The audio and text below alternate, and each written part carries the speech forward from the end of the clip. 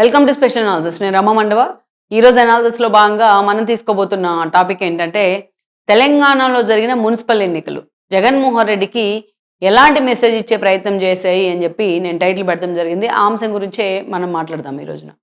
ఇక్కడ మనం చూసినట్లయితే రీసెంట్గా తెలంగాణలో జరిగిన మున్సిపల్ ఎన్నికలే కాదు, అంతకుముందు ఏ ఎన్నిక వచ్చినా రేవంత్ రెడ్డి ఎన్నిక నుంచి ఇంకొక ఎన్నికకు తన ఏదైతే తన గ్రాట్యుటీ పెంచుకుంటూ పోతున్నారు, తన క్రెడిబిలిటీ కూడా పెరుగుతూ ఉంది, అటు పార్టీ మీద కూడా పట్టొస్తూ ఉంది పూర్తి స్థాయిలో. తాను వర్కింగ్ ప్రెసిడెంట్గా, అదేవిధంగా పిసిసి ప్రెసిడెంట్గా చేసినప్పుడు రాని గ్రిప్ ఈరోజు ఒక ముఖ్యమంత్రి స్థాయిలో ఉండి ఆయన సంపాదించగలుగుతూ ఉన్నారు. ఆ పార్టీలో నుండి కాంగ్రెస్లో తను 4 అడుగులు ముందుకేస్తే మరో 4 అడుగులు వెనక్కిలాగే నేతలంతా ఈరోజు రేవంత్ రెడ్డి విజయాలు చూసి ఆల్మోస్ట్ సైలెంట్ అయిపోతున్న పరిస్థితి. నిన్న మొన్నటి దాకా రేవంత్ రెడ్డిని ఒక ముఖ్యమంత్రిగా గుర్తించకుండా, కనీసం ఆయన చేరుకి విలువకుండా బూతులు తిట్టిన కేసీఆర్ అండ్ కేటీఆర్కి ఈరోజు షాకుల మీద షాకులు తగులుతూ ఉన్నాయి. ఒక గుంపు మేస్త్రి అంటూ రేవంత్ రెడ్డిని అవహేళన చేసి, ఒక ఔలాగాడు ఇట్లాంటి ఒక సిల్లి భాషతోని కేటీఆర్ మాట్లాడుతూ ఉంటే ఈరోజు బీఆర్ఎస్ బ్యాచ్ చంప పగిలిపోయేలా మున్సిపల్ ఓటర్లు తీర్పునిచ్చారు. అటు సో రేవంత్ రెడ్డి ఈ విషయంలో మాత్రం పూర్తిగా క్యాంకర్ చేసుకుంటూ వెళ్ళిపోతున్నారు బీఆర్ఎస్ ఓట్ బ్యాంక్ని. దీంట్లో ఎవ్వరూ సందేహించాల్సిన అవసరమే లేదు. మరి ఇలాంటి పరిస్థితుల్లో ఈరోజు జగన్మోహన్ రెడ్డికి ఏదైతే తెలంగాణలో జరిగిన మున్సిపల్ ఎన్నికలు ఎలాంటి సంకేతాలు ఇచ్చాయి, ఎలాంటి మెసేజ్ ఇచ్చాయంటే నిజంగానే ఒక స్ట్రాంగ్ మెసేజ్ ఇచ్చే ప్రయత్నం చేశాయి. దాని గురించే మనం చెప్పుకుందాం. నిజానికి చూస్తే జగన్మోహన్ రెడ్డికి మొన్నటి ఎన్నికల్లో ప్రతిపక్ష హోదా కూడా రాలేదు, 11 సీట్లకి ఆయన పరిమితం అయ్యారు. వేరాజ్ తెలంగాణలో బీఆర్ఎస్ చూసినట్లయితే కనీసం ప్రతిపక్ష స్థానాన్న దక్కించుకుంది. అలాంటి బీఆర్ఎస్కే ఈరోజు దిక్కులేని పరిస్థితి ఏ ఎన్నిక వచ్చినా. మనం వరుసగా చూసుకుంటే అసెంబ్లీ ఎన్నికల్లో ఓడిపోయారు, ఏదైతే ఎంపీ ఎలక్షన్స్లో 0కు పడిపోయారు. ఆ తర్వాత వచ్చిన కంటోన్మెంట్ కానీ మొన్న వచ్చిన జూబ్లీ హిల్స్ ఉప ఎన్నికల్లో దారుణంగా అట్రప్లాఫ్ అయ్యారు. ఈరోజు మొన్న ఇటీవలే వచ్చిన పంచాయతీ ఎలక్షన్స్ అసలు పరువు తీసి పడేశాయి బీఆర్ఎస్వి. ఇప్పుడు వచ్చిన మున్సిపాలిటీ ఎలక్షన్స్ ఆల్మోస్ట్ ఆ పార్టీ ప్రస్థానాన్నే డైలమాలో పడేశాయి. గెలిచిన చోట 13 చోట్ల దాదాపు సింగిల్ డిజిట్లో గెలుచున్నారు. అది కూడా తల ఎక్కడ పెట్టుకోవాలో తెలియని సందర్భం ఈరోజు బీఆర్ఎస్ అగ్రనేతలకు కూడా. రేపో మాపో వస్తున్న జీహెచ్ఎంసీ ఎలక్షన్స్లో కూడా ఇదే పరిస్థితి ఎదురయ్యే అవకాశం ఉంటుంది. ఈరోజు కార్పొరేషన్లో అదే పరిస్థితి, దెన్ మున్సిపాలిటీలో అదే పరిస్థితి బీఆర్ఎస్కు. అది కూడా ప్రతిపక్ష హోదా సాధించి ఈరోజు కేటీఆర్ లాంటి వాళ్ళు ప్రతి ఇష్యూ మీద హైలైట్ చేస్తూ ఏదో ఒక అంశాల్లో రేవంత్ రెడ్డిని టార్గెట్ చేస్తూ నిత్యం వార్తలో ఉంటున్నారు. హరీష్ రావు కూడా రేవంత్ రెడ్డి విధానాలని ఎండగడుతూ ఎక్కడికక్కడ అటు అసెంబ్లీలో కూడా పార్టీని జనంలోకి తీసుకెళ్లే ప్రయత్నం చేస్తూ ఉన్నారు. కేసీఆర్ లాంటి వాడు సైలెంట్గా ఉండి వీళ్ళిద్దరిని తన పార్టీ తరఫున ఒక తురుపు ముక్కల్లో ఉపయోగించుకుంటూ ఉన్నారు. వేరేజ్ వైఎస్ఆర్సీపీ విషయానికి వస్తే అంతగా వాయిస్ వినిపించే నేతలు లేరు ఆ పార్టీ నుంచి. ఏది మాట్లాడినా, ఎక్కడ మాట్లాడినా, ఏ అంశం మీద మాట్లాడినా జగన్మోహన్ రెడ్డి ఒక్కడే మాట్లాడాలి. మరి ఇన్ని మైనస్లు ఉన్నాయి ఈరోజు వైఎస్ఆర్సీపీకి. ఇలాంటి సమయంలో తెలంగాణ ఎన్నికలు ఏం మెసేజ్ ఇచ్చాయంటే చాలా పెద్ద మెసేజ్ ఇచ్చే ప్రయత్నం చేశాయి జగన్మోహన్ రెడ్డి. అసలు ఈ 2 పార్టీలకి కంపారిజన్ ఎందుకంటే చాలా కంపారిజన్ ఉంది. వీళ్ళిద్దరి పార్టీలు కూడా అటు బీఆర్ఎస్ కానీ అదేవిధంగా ఇటు వైఎస్ఆర్సీపీ కానీ ఒక ఎమోషన్ మీద బిల్డ్ అయిన పార్టీలు. ఇక్కడ మనం బీఆర్ఎస్ చూస్తే తెలంగాణ సెంటిమెంట్ అనే ఒక ఎమోషన్ మీద ఆ రోజు టీఆర్ఎస్ని స్టార్ట్ అయింది, కేసీఆర్ స్టార్ట్ చేశారు. అది స్టార్టింగ్లో ఒక ఉద్యమ పార్టీగా పుట్టిన తర్వాత దాన్ని భక్తు రాజకీయ పార్టీగా మార్చారు, అది అందరికీ తెలిసిన విషయమే. సేమ్ తన తండ్రి చనిపోయిన ఒక సెంటిమెంట్, తన కాంగ్రెస్ని ఎదిరించాలనే మరో సెంటిమెంట్, తన జైలుకు వెళ్ళాలనే ఒక సెంటిమెంట్. ఇలాంటి సెంటిమెంట్ మీద జగన్మోహన్ రెడ్డి తన పార్టీ నిర్మించారు. వీళ్ళకి ఒక పునాది ఉండదు, ఆ పార్టీకి సంస్థాగత నిర్మాణం ఉండదు. అందుకనే ఇతర పార్టీ నుంచి వచ్చిన వాళ్ళ మొత్తం తామర తెంపర్లాగా వస్తూ ఉంటారు. వాళ్ళందరినీ పార్టీలో చేర్చుకుని ఏదో ఒక పదవులు ఇస్తూ ఉంటారు. అలా వచ్చిన వాళ్ళు అలాగే వెళ్ళిపోతారు అధికారం లేనప్పుడు.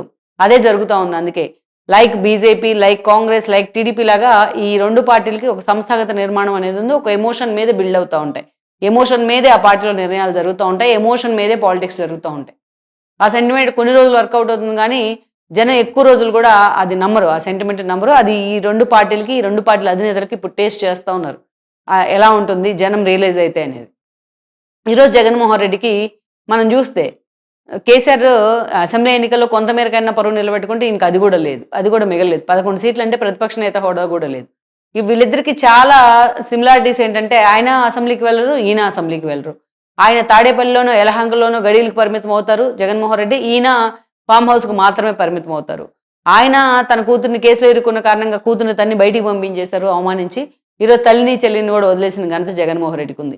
ఇలా కంపేర్ చేస్తూ పోతే చాలా సిమిలారిటీస్ ఉన్నాయి.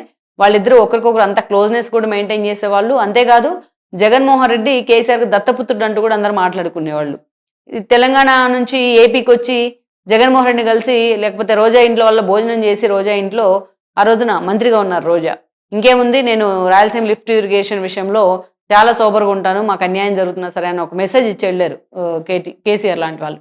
ఇలా ఎన్నో జరిగినాయి వాళ్ళ మధ్య ఒక అవగాహన ఒప్పందాలతో. ఆఖరికి లిక్కర్ స్కామ్లో కూడా కేజ్రీవాల్ కోసం బీజేపీ లిక్కర్ స్కామ్ వ్యవహారాన్ని ఇట్లా కదిపితే ఎక్కడో తీగలాగితే ఏపీలోని జగన్మోహన్ రెడ్డి ప్రభుత్వంలోని టీఆర్ఎస్ ప్రభుత్వంలోని సౌత్ లింకులు బయటపడ్డాయి.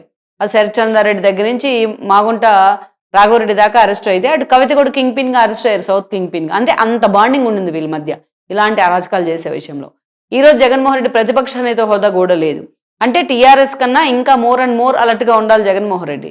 తన సొంత కాన్స్టిట్యున్సీలో, తన సొంత కంచుకోడైన పులివెందుల్లో ఆఫ్టర్ ఆల్ ఒక జడ్పీటీసీ ఉప ఎన్నిక, ఒంటిమేట్లో ఒక జడ్పీటీసీ ఉప ఎన్నిక జరిగితే దాంట్లో డిపాజిట్లు పోగొట్టుకున్నారు జగన్మోహన్ రెడ్డి. అధికారంలో ఉన్న పార్టీ వైపు ఏదైతే గెలుపు ఎక్కువగా ఉంటుంది, గెలుపు రావడం సహజం, కానీ అది జగన్మోహన్ రెడ్డి కంచుకోట కదా. అలాంటి కంచుకోటలో అది కూడా జడ్పీటీసీ ఉప ఎన్నిక, డిపాజిట్ కూడా దక్కించుకోలేక తల ఎక్కడ పెట్టుకోవాలో అర్థం కాని పరిస్థితి ఈ రోజున. అంటే అది అంతే కోల్పోయారు జగన్మోహన్ రెడ్డి, ఒంటిమిట్ట అంతే కోల్పోయారు. ఈరోజు ఇప్పటికిప్పుడు లోకల్ బాడీస్ వస్తున్నాయంటే ఆ పార్టీలో ఆ లోకల్ బాడీస్ని ఫేస్ చేసే సిచ్యువేషన్ కూడా వైఎస్ఆర్సీపీలో కనిపించట్లేదు.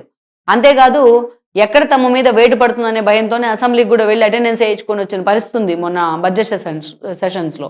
అంటే అంత భయపడతా ఉన్నారు జగన్మోహన్ రెడ్డి ఎన్నికలకు.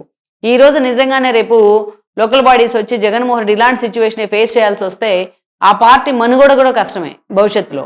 అంత స్థాయిలో ఎఫెక్ట్ పడబోతుంది. సో ఎక్కడో తనకి ఇంకా ఇప్పుడే తన జనం కోరుకుంటా ఉన్నారు, జగన్మోహన్ రెడ్డి ముఖ్యమంత్రిగా ఉండే బాగుండేది అనుకుంటా ఉన్నారు, నా పేరు కలవరిస్తా ఉన్నారని అదొక ఇల్యూజన్లో చెప్తా ఉన్నారు జగన్మోహన్ రెడ్డి. ఏ ప్రెస్ మీట్లోకి వెళ్ళినా, ఎక్కడ బహిరంగ సభలో ఉన్నా, ఎక్కడ మాట్లాడినా ఇదే చెప్తా ఉన్నారు. ఆ యుఫోరియా నుంచి జగన్మోహన్ రెడ్డి బయటికి రావట్లేదు. పైగా ఇంకోటి ఏంటంటే, తాను ఏ భయం అయితే జనానికి పరిచయం చేశారో 5 ఏళ్ల పాటు, ఆ భయం అనే ఒక క్యారెక్టర్ని, ఆ భయం అనేది కూడా ఒక క్యారెక్టర్, ఒక ఎమోషనే. ఆ ఎమోషన్ జనాలకి అదే కంటిన్యూ చేస్తూ వస్తున్నారు జగన్మోహన్ రెడ్డి. రప్పా రప్పా అనే ఫ్లెక్సీలు కానీ, రప్పా రప్పా అనే డైలాగులు కానీ, భర్తలు అయితే రక్తాభిషేకాలు చేయడం కానీ, తలలు నరిగితే టీడీపీ నేతలు తల తప్పేంటి అనడం కానీ, ముఖ్యమంత్రిని బావిలో దూకి చచ్చిపోవాలంటాం కానీ, ఇలాంటివి ఎన్నో డైలాగులు మనం చూస్తా ఉన్నాం. ఏ భయంతో అయితే ఏపీ ప్రజలు పానిక్ అయ్యారో, ఏ భయంతో అయితే జగన్మోహన్ రెడ్డి అంటే వణిగిపోయారో, 5 ఏళ్ల పాటు జగన్మోహన్ రెడ్డి ఏ భయాన్ని అయితే వాళ్ళకి టేస్ట్ చేయించే ప్రయత్నం చేశారో, అదే భయాన్ని తాను ప్రతిపక్షంలో ఉన్నా కూడా క్యారీ ఫార్వర్డ్ చేస్తూ ఉన్నారు ఆయన. ఈరోజు బిల్ గేట్స్ వస్తే రాష్ట్రానికి ఆనందించాల్సి పోయి ఆయన క్యారెక్టర్ మీద బురద పోస్తూ ఉన్నారు. వీళ్ళు ఇంకా క్యారెక్టర్ అసాసినేషన్ ఎంతవరకు వెళ్తారు వీళ్ళు, క్యారెక్టర్ అసాసినేషన్ చేయాలంటే? సో అలా అందుకే జనం ఆ స్థాయిలో జగన్మోహన్ రెడ్డి ఇంకా ఆదరించట్లా. ఆ స్థాయిలో జగన్మోహన్ రెడ్డి ఏదైనా చిన్న ఇష్యూ చేసి జనంలోకి వెళ్ళే ప్రయత్నం చేస్తున్నా ఆయన క్యాడర్ తప్ప జనంలో ఎక్కడ చర్చ జరగట్లా ఆయన గురించి. ఏదైతే టీడీపీ ప్రభుత్వం మీద మొత్తం వ్యతిరేకత ఇంపోజ్ అవుతా ఉంది, అదంతా నాకు ప్లస్ పాయింట్ అవుతా ఉంది, నా గ్రాఫ్ పెరుగుతుంది, నా క్రేజ్ పెరుగుతుందని జగన్మోహన్ రెడ్డి చెప్పుకోవడం తప్ప, నిన్న మొన్న మనం చూస్తే ఆధారాలతో సహా India Today C Voter survey వచ్చింది. జగన్మోహన్ రెడ్డి ఇప్పటికిప్పుడు ఎప్పుడు ఎన్నికలు వచ్చినా 4 ఎంపీలుగా ఉన్న ఆయన స్థానం ఈరోజు 1 సీటుకే పరిమితం అవుతుందని చెప్పి India Today C Voter survey చెప్పడం జరిగింది. ఎంతో కొంత క్రెడిబిలిటీ ఉంది ఆ సర్వేకి. అంటే నీ స్థానం ఇంకా దిగజారిపోతా ఉంది కానీ రోజుకు రోజుకి పెరుగుతున్న పరిస్థితి కనిపించట్లేదు.